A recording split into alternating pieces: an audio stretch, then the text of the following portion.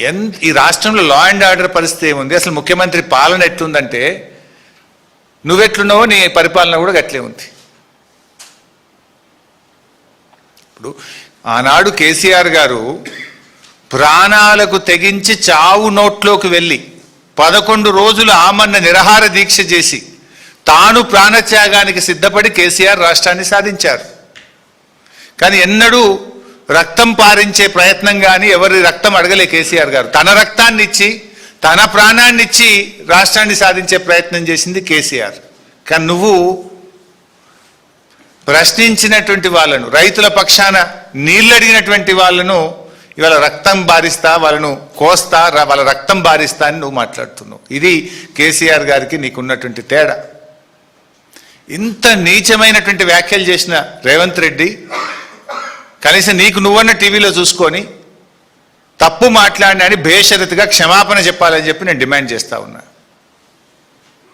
ఇంకో మాట కూడా చెప్తున్నా రేవంత్ రెడ్డి, నీకేంది నువ్వు నీ సైకో మనస్తత్వం ఏంది అంటే మమ్మల్ని తిడితేనో మమ్మల్ని జైల్లో పెడితేనో మా రక్తం బారితేనో రైతాంగానికి నేను నీళ్ళు ఇస్తా అంటే అందుకు మేము సిద్ధం. జైల్లో పెట్టావా పెట్టు, మా రక్తం కావాలన్నా తీసుకో, కానీ రైతులకు మాత్రం నీళ్లు పారించు. ఇప్పుడు రేవంత్ రెడ్డి నీ నోరు నీ ఇష్టం, నువ్వేమన్నా మాట్లాడుకో, కానీ నీళ్లు తెలంగాణ నీళ్ల విషయంలో నీ ఇష్టం వచ్చినట్లు చేస్తా అంటే కుదరదు. నువ్వేం మాట్లాడుతున్నావు? కన్నెపల్లి కట్టుకొత్తవా రేవంత్ రెడ్డి అంటే ప్రతిపక్షాలకు కంఠం నొక్కుతా అంటున్నావు. నువ్వు కన్నెపల్లి కట్టుకొత్తవా రేవంత్ రెడ్డి అంటే మా కంఠం నొక్కుతా అంటుండు. నీ ఉద్దేశం ఏంది? మాకు ఉద్యమాలు కొత్త కాదు, పోరాటాలు అంతకంటే కాదు. తెలంగాణ ఉద్యమంలో అనేక సార్లు అరెస్ట్ అయినాం, జైళ్ళల్లో పడ్డాం. మాకేం అరెస్టులు జైళ్ళు కొత్త కాదు.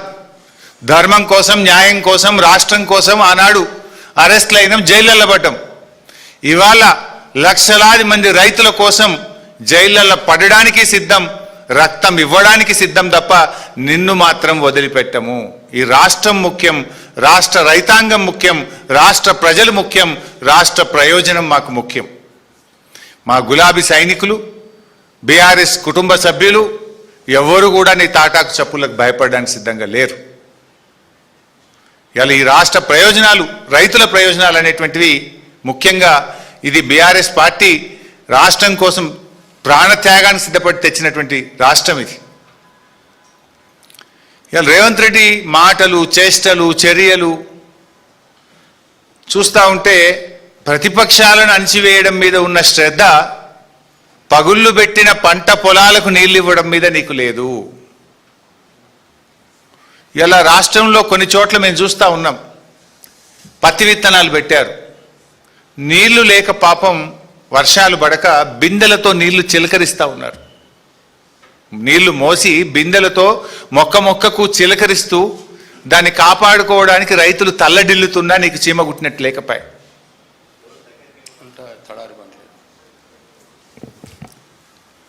ఇవాళ తెలంగాణ రైతుల ప్రయోజనాలు కాపాడడానికి, వాస్తవాలు చెప్పడానికి నేను ఈరోజు మళ్ళీ మాట్లాడుతూ ఉన్నాను. నిన్న ముఖ్యమంత్రి గారు పచ్చి అబద్ధాలు మాట్లాడిండు.